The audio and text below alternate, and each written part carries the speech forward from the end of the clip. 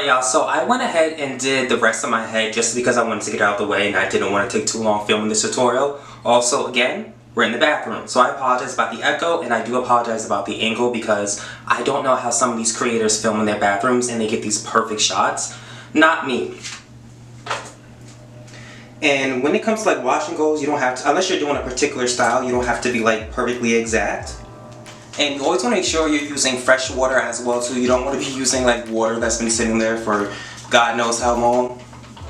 And have y'all seen the new movie Sinners? I just saw it the other day. I saw the day it came out actually.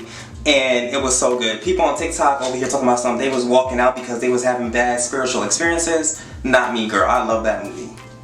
But you're going to go ahead and you're going to moisturize your hair with some water. And then I like to brush through just to make sure that I get out any knots or any tangles that still might be there.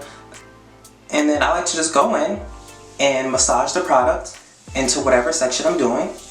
And not only do you want to massage it, but you want to rake it through because you want to make sure that you're getting it on all the strands of hair, because it's very, very easy to just like kind of clump the hair together and there'll be like a section in the middle or something where there's no product. And then I'm going to go in with just a little bit more.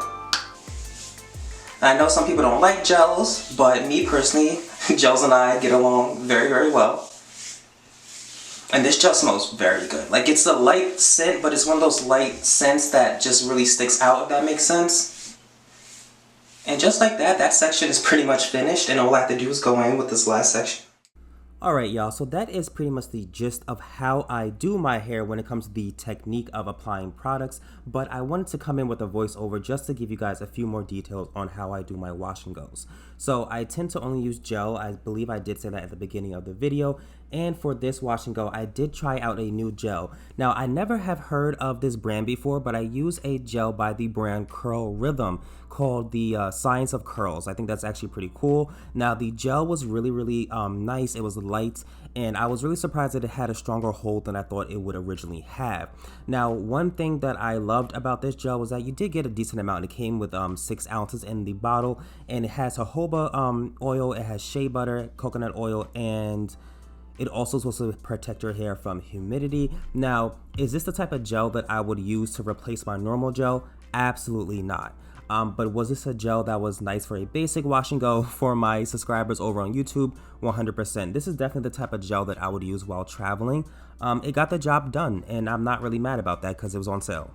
I also did use a little bit of the Blueberry Bliss gel from Curls, but honestly y'all, I feel like that gel is made for people with thinner hair because it didn't do much.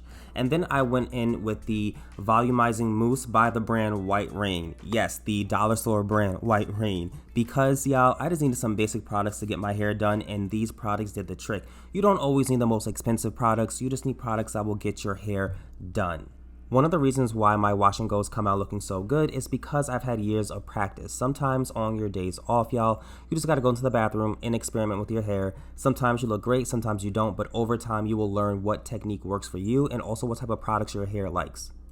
Once I was pretty much finished styling, y'all, I just went in with some oil sheen and then I wrapped my hair with one of my favorite scarves that I got from my local beauty supply. And I did actually use my hairdryer. Now, sometimes I don't use my hairdryer, but I do believe that it is best to go in with a blow dryer. That way you can prevent dandruff and just having wet hair for way too long.